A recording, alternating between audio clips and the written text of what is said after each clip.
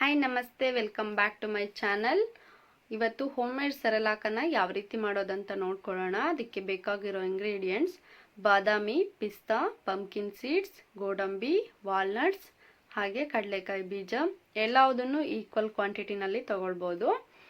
ನೋಡಿ, ಒಂದು ಬಾಣಲೆನ ಇಟ್ಕೊಂಡು ಅದಕ್ಕೆ ಬಾದಾಮನ್ನು ಹಾಕಿ ಚೆನ್ನಾಗಿ ಫ್ರೈ ಮಾಡ್ಕೊಳ್ತಾ ಇದ್ದೀವಿ. ಇದು ಲೋ ಫ್ಲೇಮ್ನಲ್ಲಿನೇ ಮಾಡ್ಕೊಳ್ಬೇಕು. ಹಾಗೆ ಪಿಸ್ತಾನ ಕೂಡ ಹಾಕ್ಕೊಂಡು ಫ್ರೈ ಮಾಡ್ಕೊಂಡಿದ್ದೀನಿ. ಪಂಪ್ಕಿನ್ ಸೀಡ್ಸ್ನ ಕೂಡ ಹಾಕ್ಕೊಂಡಿದ್ದೀನಿ. ಹಾಗೆ ಕಡಲೆಕಾಯಿ ಬೀಜ, ವಾಲ್ನಟ್ಸ್ ಎಲ್ಲವುದನ್ನು ಕೂಡ ಲೋ ಫ್ಲೇಮ್ನಲ್ಲಿ ನೀಟಾಗಿ ಫ್ರೈ ಮಾಡ್ಕೊಳ್ಬೇಕು. ತುಂಬ ಜಾಸ್ತಿಯಾಗಿ ಫ್ರೈ ಮಾಡ್ಕೊಳ್ಳೋ ಅಗತ್ಯ ಏನಿಲ್ಲ. ಎಲ್ಲವುದನ್ನು ಒಂದು ಪ್ಲೇಟ್ನಲ್ಲಿ ಹಾಕಿ ತಣ್ಣಗಾಗೋದಕ್ಕೆ ಬಿಡಿ. ಸ್ವಲ್ಪ ತಣ್ಣಗಾದ ನಂತರ ಅದನ್ನು ಒಂದು ಮಿಕ್ಸರ್ ಜಾರ್ನಲ್ಲಿ ಹಾಕ್ಕೊಂಡು ನೀಟಾಗಿ ನುಣ್ಣಗೆ ಪೌಡರ್ನ ಮಾಡ್ಕೊಳ್ಳಿ. ಇದನ್ನು ಯಾವ ರೀತಿ ಮಾಡೋದು ಅಂತಂದರೆ, ಒಂದು ಪಾತ್ರೆಯಲ್ಲಿ ಹಾಲನ್ನು ಇಟ್ಕೊಂಡು ಹಾಲು ಕಾದ ನಂತರ ಈ ಪೌಡರ್ನ ಹಾಕಿದ ತಕ್ಷಣ ಆಫ್ ಮಾಡಿಕೊಂಡು ಅದನ್ನು ಮಗುವಿಗೆ ಕೊಡ್ಬೋದು.